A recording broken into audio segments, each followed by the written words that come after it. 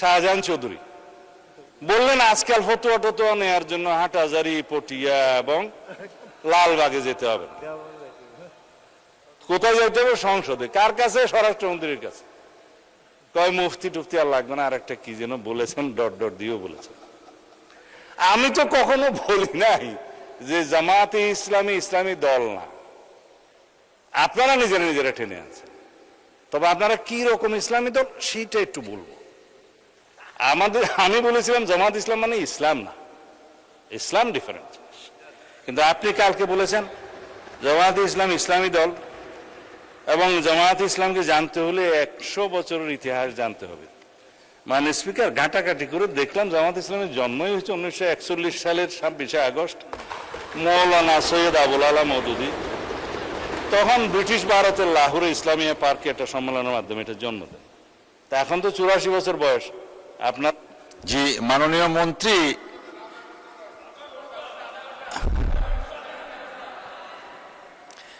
মন্ত্রী, আপনার নিজের কনস্টিটিউয়েন্সি এবং অন্যান্য বিষয় সবকিছু মিলিয়ে বলার জন্য 6 মিনিট দেওয়া হলো আপনাকে। যাই হোক, এই 100 বছর তো নাই, এখন 84 বছর। 100 বছর হইতে হইতে আমি অন্তত বাঁচবো বলে মনে হয় না।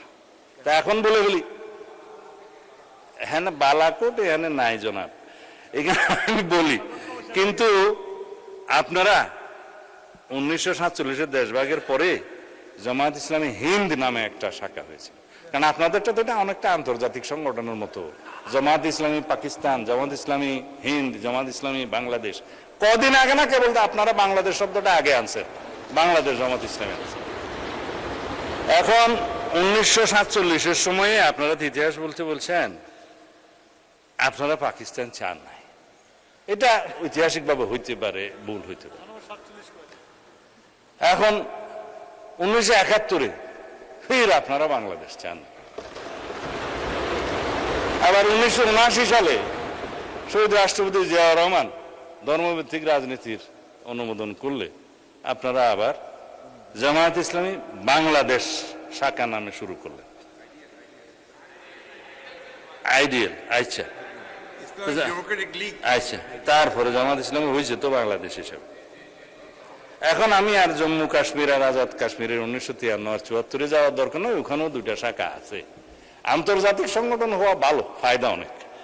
তো এখন 71 সালের স্বাধীনতার সময় আপনারা আপনাদের ভূমিকা সম্পর্কে আইনগতভাবে কদিন আগে এখানে আইন করে পাঠ করে দিয়েছেন যে জাতীয় মুক্তিযুদ্ধ কাউন্সিলের আইনে যে তৎকালীন জামায়াতে ইসলামী স্বাধীনতা যুদ্ধের বিরুদ্ধে ছিল, আপনারা এখানে বসেছিলেন। এটা ফয়সালা হয়ে গেছে। আর আপনারা যে ইতিহাস বলতে বলেন 100 বছর ইতিহাস জানতে হবে, কেবল তো 79 আসলাম। 1986 সালে আপনারা হোসেন মোহাম্মদ এরশাদের আন্ডারে জাতীয় বেইমানির ইলেকশনে আপনারা যান নাই, আওয়ামী লীগের সাথে যান নাই। আপনারা 1900 না, ইতিহাস বলতে বলছেন তো। আপনারা 1996 সালে আওয়ামী লীগের সাথে যুগপত আন্দোলনে যে আমাদেরকে ক্ষমতার থেকে অপসারণ করার চেষ্টা করেন নাই। আমরা একটা ইলেকশন দিয়ে এইখানে সংবিধান সংশোধন করে তারপরে ক্ষমতা হস্তান্তর করেছি, ফেলতে পারেন নাই। এরপরে যেগুলা গৌরবময় ভূমিকা আছে সেগুলো একটু বলি। 90-তে আপনাদের ভূমিকা ভালো ছিল, 24-এ আপনাদের ভূমিকা ভালো ছিল। আমরা তো সেই স্বীকৃতিটা দেই। 100 বছরের ইতিহাসের মধ্যে এগুলো আসছে তো। হ্যাঁ, 2000 একসাথে ছিল, কিন্তু 7-এর পরে আপনারা যে একটু ঘোরাঘুরি করছেন সেটা পরে বলবো। খালি আপনি মনে করাই দেন কেন? আমি তো 71-এর একটা বিষয় না বলেই আপনাকে পার করে দিতে চাইছিলাম।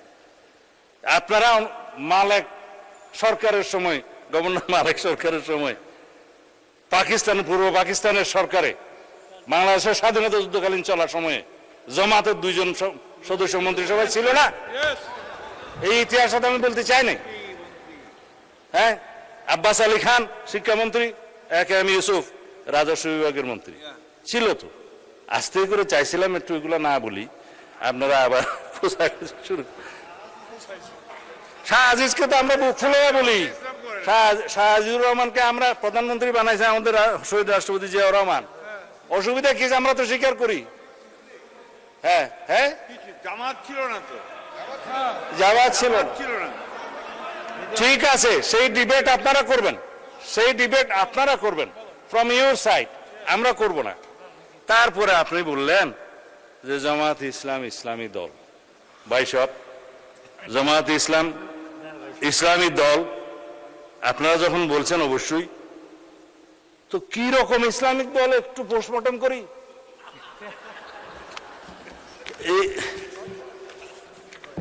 এইটা হচ্ছে আপনাদের নির্বাচনী ইশতেহার দলিল। এটার মধ্যে মনে হয় 93 পৃষ্ঠা আছে, খুব রঙিন রঙিন পেজ, দেখতে খুব সুন্দর। এখন আপনারা এই পূর্ণাঙ্গ বইয়ের কোথাও কি আপনারা বলেছেন যে আমরা শরিয়া ব্যবস্থা জারি করব, শরিয়া ভিত্তিক রাষ্ট্র ব্যবস্থা করব? করেন না। জবাব আপনারা দিন। আপনারা কি কোথাও বলেছেন ইসলামী রাষ্ট্র ব্যবস্থা, ইসলামী সমাজ ব্যবস্থা বা ইসলামী বিচার ব্যবস্থা বা ইসলামী অর্থনীতি প্রতিষ্ঠা করবে? পেজগুলো ভঙ্গ করে রেখেছি এখানে, ভাগ ভাগ করে আপনাদের আর্থিক অবস্থা, তারপরে আপনারা যেটুকু পড়ছেন আমার মনে হয় আমারও ততটুকু পড়তে হয়েছে বাজ করতে করতে। আইন ও বিচার ব্যবস্থা দফা নম্বর 9, তারপরে আপনার দফা নম্বর মাথা উঁচু করে দাঁড়ানোর অর্থনীতি, ইসলামিক ব্যাংকিং এর ব্যবস্থা তো এখানে কোথাও লেখেন নাই আপনারা। এখানে তারপরে কি দফা? শিক্ষা ব্যবস্থায়, শিক্ষা ব্যবস্থা আপনারা লিখেছেন মাদ্রাসা শিক্ষাকে আপনারা স্বকীয়তা বজায় রেখে কারিকুলাম আধুনিকায়ন করবেন, একবার 1 নম্বর দফায়। কেন বাংলাদেশের মানুষ কি শুধুই মাদ্রাসায় পড়ে?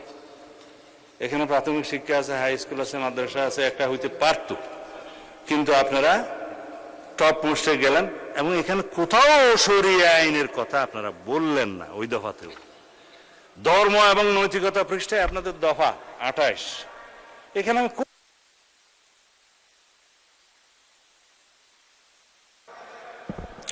মাননীয় মন্ত্রী, আপনার স্পিচ অলওয়েজ ইন্টারেস্টিং, বাট আপনি 2 মিনিটের মধ্যে শেষ করবেন প্লিজ। 2 মিনিটস। যতক্ষণ চাই দিতে আমাদের থেকে কাটা যাবে না না না, সেটা হয় না মাননীয় মন্ত্রী। বলছেন তো এটা হ্যাঁ। কি বলতে চাচ্ছেন মাননীয় চিফ হুইপ? মাননীয় স্পিকার, আমি যে সময়টা বক্তৃতা দিতাম সেই সময়টা ওনাকে দেন। আপনার নাম তো লিস্টে নেই মাননীয় মন্ত্রী, চিফ হুইপ লিস্টে নেই। আপনি দেন, যেটুকু কাটা যাবে সেটা ওনার থেকে যাবে। মানে ইসলামের রাষ্ট্রে নাই। মাননীয় মন্ত্রী, ঠিক আছে 5 মিনিটের মধ্যে শেষ করবেন প্লিজ। আপনিও মানে স্পিকার যা শুরু করছেন, ইসলামী রাষ্ট্র ব্যবস্থা নাই, ইসলামী শাসনতন্ত্রের কথা বলা নাই, ইসলামী সমাজের কথা বলা নাই। তারপরে যেটা আমি এখন বলতে চাই নাই সেরকম কথাটা বলি। এখানে একটা কাগজ আছে, কাগজটা কোথায় যে রাখলাম, আকিমউদ্দিন, যেটা তাদের ইয়ের মধ্যে মনোগ্রামের মধ্যে ছিল, সেই আকিমউদ্দিন এখন আর নাই। এখন কাগজটা খুঁজে পাচ্ছি না, প্রিন্ট আসছে না। হ্যাঁ, এখন দেখেন আপনারা দিন প্রতিষ্ঠা করবেন, আপনাদের মনোলোক থেকে আকিমউদ্দিনটা সরাই দিচ্ছে বা ফাইনাল করেন নাই। বিদেশি ডিপ্লোম্যাটদের সাথে আপনারা যেমন সাক্ষাৎকার করেছেন আপনাদের আমির সাহেব, পিছনে সেই ছবিটা আছে। আমার কাছে সব কাগজ এখানে আছে, কাগজটা জাস্ট এখন উল্টাইলে পাবো, সব নিয়ে আসছিলাম, কোথায় যে গেল। হ্যাঁ, তো সেই আকিমউদ্দিনটা এখন নাই। আপনাদের মনোগ্রাম থেকে দিন কায়েম করে যখন ফেলে দিলেন, আপনারা নিজেদেরকে ইসলামী দল কিভাবে কায়েম করবেন, দাবি করবেন? আর আপনারা এইখানে আমি কয়েকটা উদ্ধৃতি দিই। আপনারা ইলেকশনের আগে এই সাক্ষাৎকারগুলো দিয়েছেন। জামাতের আমির সাহেব বলেছেন ক্ষমতায় গেলে শরিয়া আইন বাস্তবায়ন করবেন না, 14 জানুয়ারি 2026 বলেছেন। শারদীয় দুর্গাপূজা উপলক্ষে হ্যাঁ শুভেচ্ছা, এটা ঠিক আছে। জনাব আব্দুল্লাহ মোহাম্মদ তাহের বলেছেন আমরা কবে কোথায় বলেছি জিতলে আমরা বাংলাদেশে শরিয়া আইন আনবো? এটা হচ্ছে 18 সেপ্টেম্বর 2025। তারপরে রোজা এবং পূজার মুদ্রা রেপিট উপিট, সেটা তো আমার এক ভাইজান বলেছে, আমি এখন বললাম না যেহেতু উনি এখানে প্রেজেন্ট নাই। এখন আপনাদের যে সমস্ত বক্তারা এখানে বক্তৃতা দিয়েছে এগুলো বললে তো আপনারা কিছুক্ষণ, এগুলা আছে আমার কাছে, এগুলা কিছুক্ষণ পরে আপনারা ওয়ার্কআউট করতে চাইবেন, আমি আর বললাম না, কারণ ব্যারিস্টার শাহরিয়ার কবিরের বক্তব্য বলতে চায় না, তিনি উপস্থিত নাই। তবে আমার ভাই শাহজাহান চৌধুরী তিনি বলেছেন যে আল্লাহ সিদ্ধান্ত নিয়েছেন জামায়াতকে ক্ষমতা নেবেন, এবং আপনি আল্লাহ এত মর্তবা দিয়েছে যে সূর্য দাঁড়িয়ে থাকে, এটা আমার ভাইয়ের যে মর্তবা। আপনি এটা রেকর্ড ভিডিও আছে, বলেন আপনি যে কালকে আমার মুফতি বানাইলেন, তা আমি একটু আপনার স্বীকৃতি দিতেছি আর কি, যে আপনার কাছে এত আল্লাহ মর্তবা দিয়েছে যে আপনি বললে সূর্য দাঁড়ায় থাকে। এখন জামাত ইসলামীকে একটা ভোট দিলে আপনি 18 কোটি মানুষের নামাজ সওয়াব পাবেন।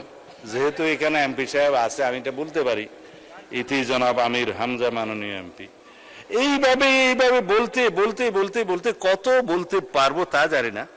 তবে আপনারা সর্বশেষ জেনে রাখুন, মওদুদি ইসলাম বনাম মদিনার ইসলাম নিয়ে একটা বই লেখা হয়েছে, এবং যেগুলো আকাবির যারা মুরব্বীরা, কবির থেকে আকাবির আসছে আর কি, প্লুরাল, মওদুদি রচনাবলী প্রসঙ্গে আকাবিরদের পর্যালোচনা। এত কিছু বলবো না, যেহেতু মাননীয় স্পিকার সময়ের দিক থেকে খুব কিপটামি করতেছে, সেই জন্য। হ্যাঁ জি মাননীয় মন্ত্রী, জি আমাদের সর্বশেষ বক্তা ছিলেন জনাব মির্জা ফখরুল ইসলাম আলমগীর। তো মাননীয় মন্ত্রী, এলজিআরডি মন্ত্রী বক্তব্য রাখবেন না, ওনার জন্য 30 মিনিটস বরাদ্দ ছিল। তো উনি আপনার জন্য স্যাক্রিফাইস করেছেন সেই 30 মিনিটস, 30 মিনিটস অ্যাড করা হলো আপনার জন্য। ওটাই গেছে।